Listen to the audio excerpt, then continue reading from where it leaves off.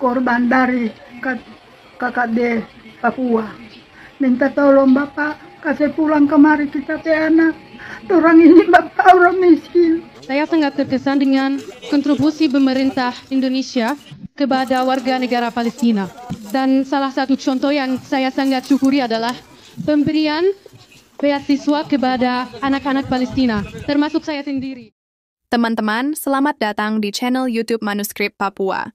Dalam video kali ini, kita akan menyelami sebuah kisah yang begitu menyentuh.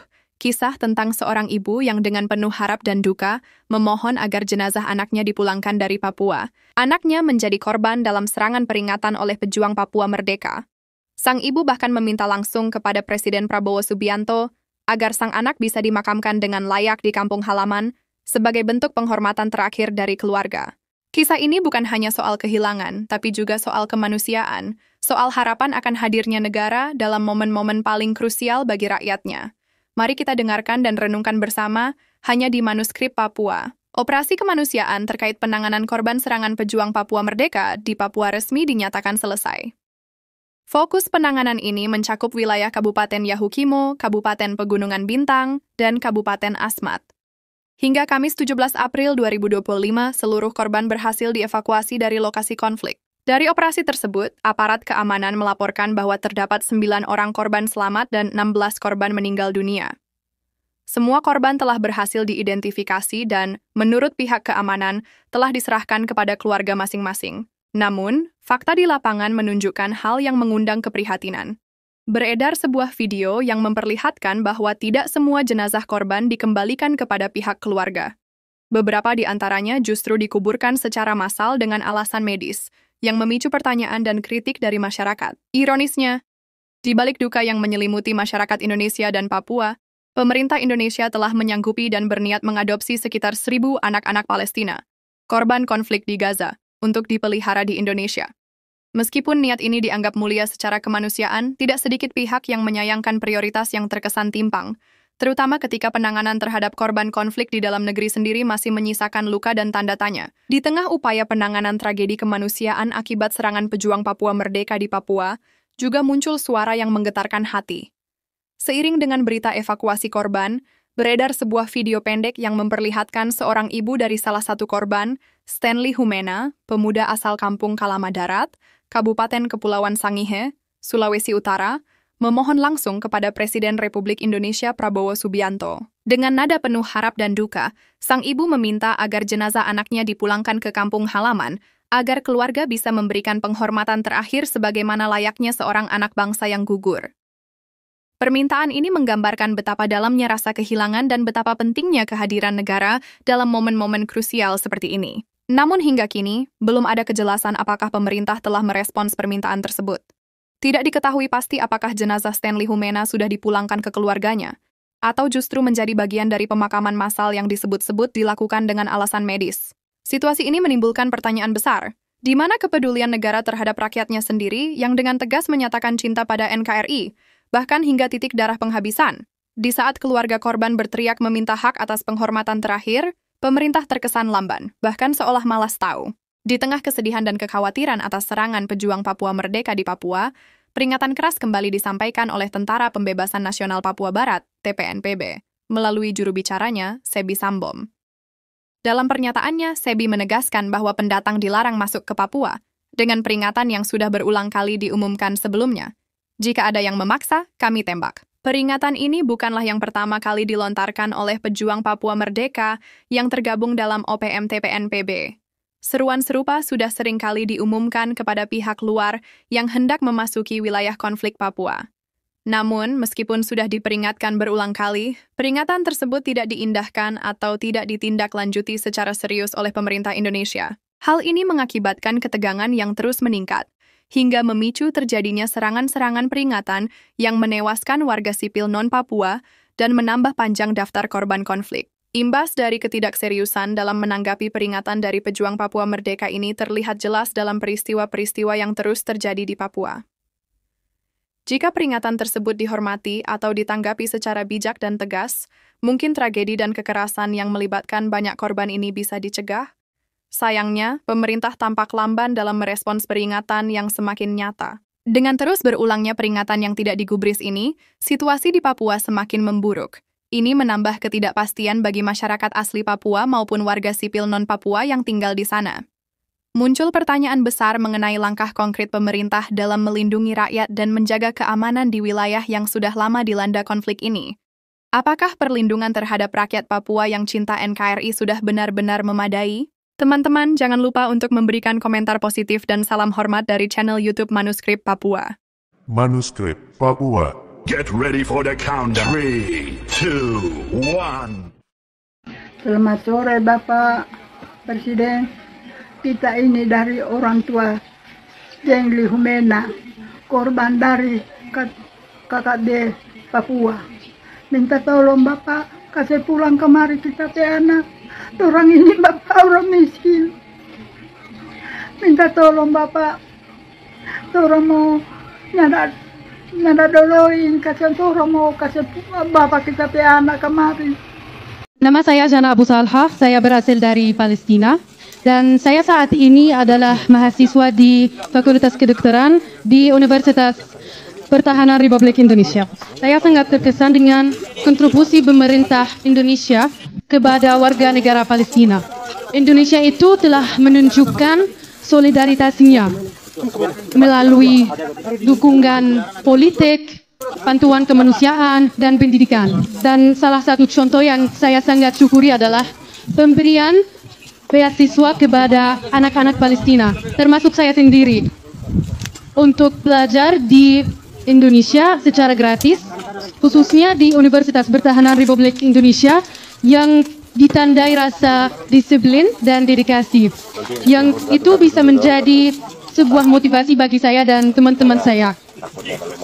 Ini adalah bentuk dukungan nyata yang memberi harapan bagi semua generasi muda Palestina, yang mereka itu menghadapi keterbatasan kesempatan pendidikan dan hak asasi manusia secara umum yang disebabkan oleh penjajahan Israel.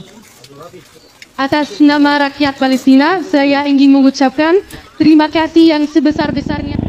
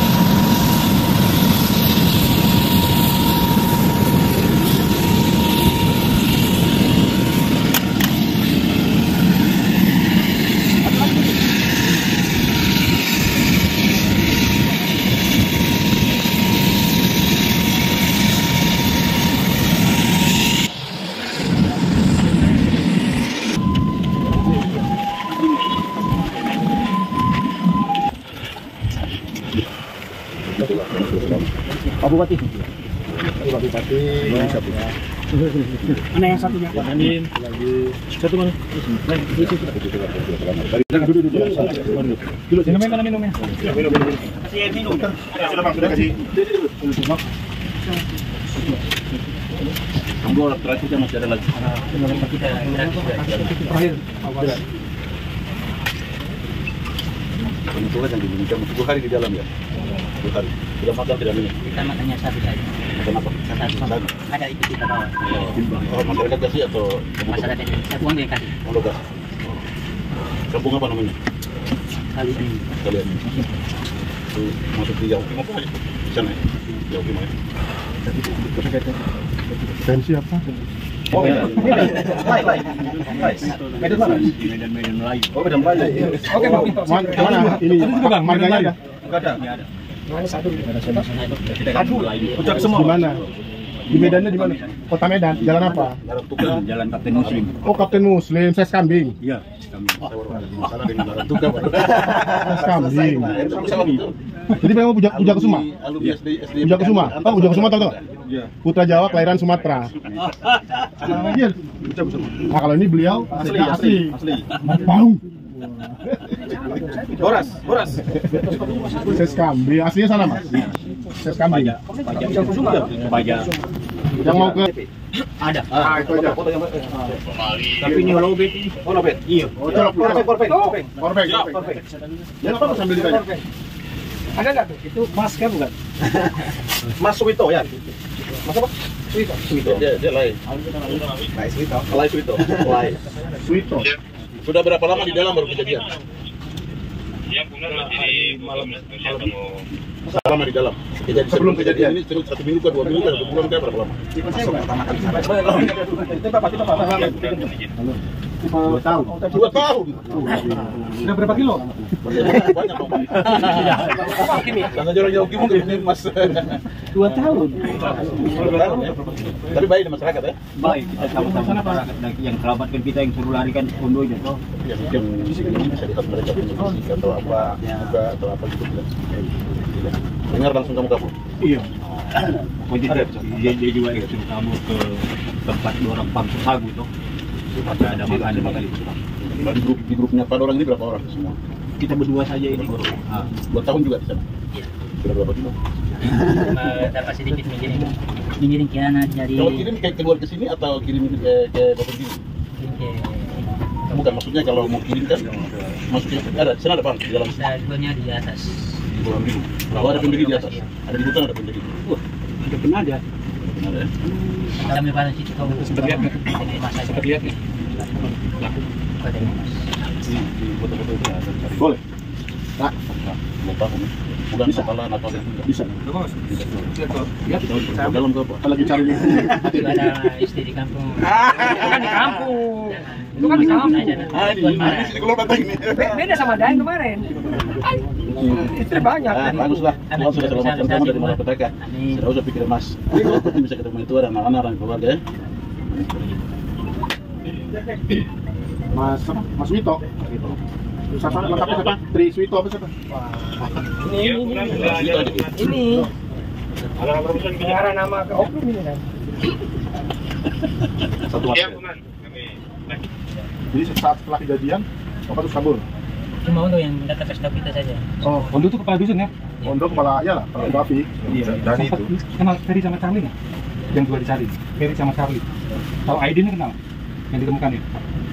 Itu dia dengan Cahaya kenal. Ferry sama Charlie. Kalau Charlie saya tidak kenal. Ferry? Kalau korban ini saya. Kalau Ferry? Nggak tahu. Ferry? Ferry tidak.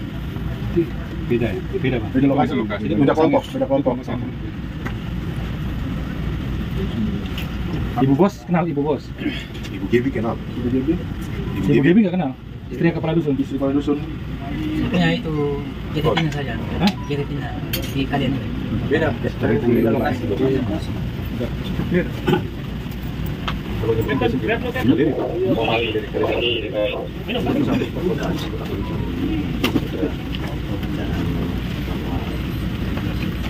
Kita sih maksudnya. Kejadian itu kayak teman itu aja bawa dia dari jauh dari ada bahaya terus bisa Ada ke Suwito kalau kita dia kita akan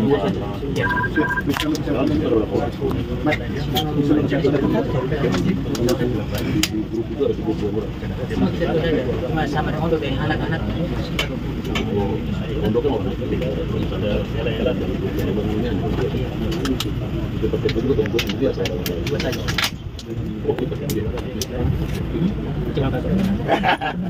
Tapi waktu sembunyi itu dengar suara Hindi apa itu dengan. Kalau lari kita keluar, lari kita keluar. Jadi Bapak bersembunyi di mana selama 8 hari di hutan itu? di Ondo belum. Tapi Ondo udah kasih tahu suruh lari.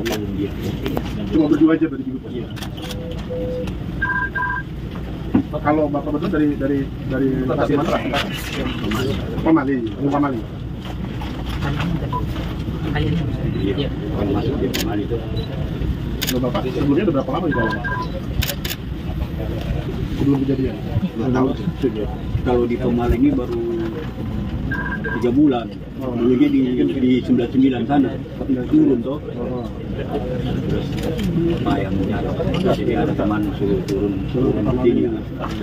Sudah 3 bulan lah di situ. Jadi belum ada pulang juga? Belum. PLT belum pulang? Belum. Itu berapa lama? Kalau 3 tahun. 3 tahun belum pulang. Baru keluarga di sana? Keluarga di sana? Iya, keluarga. Orangnya LP tuh. Sudah. Sudah tercetak di jarak kami.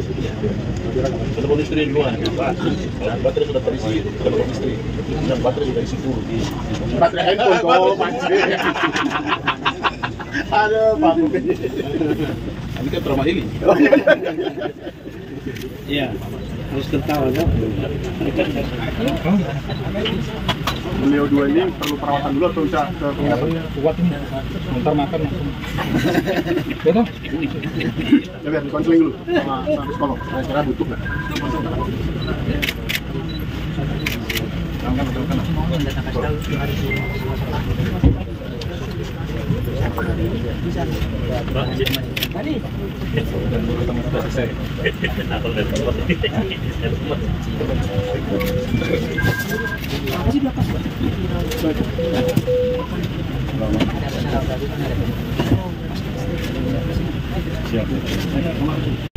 Itu menelpon ke saya banget.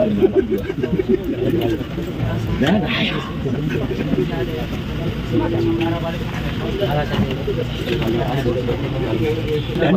dan sama berubah.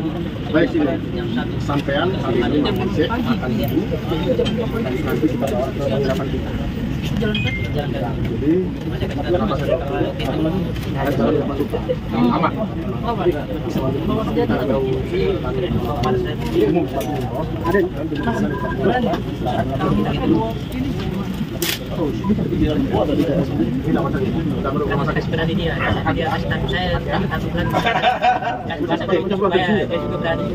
Karena jalan jauh.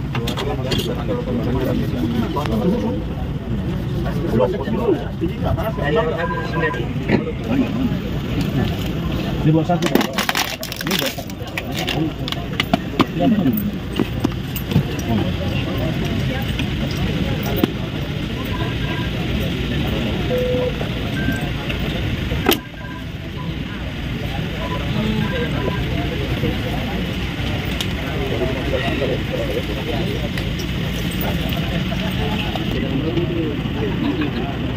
Teman-teman, terima kasih banyak telah menyaksikan siaran di channel YouTube Manuskrip Papua. Kami sangat menghargai setiap dukungan yang kalian berikan. Tanpa kalian, perjalanan channel ini tidak akan terasa seistimewa ini. Salam dan hormat dari YouTuber Manuskrip Papua. Manuskrip Papua.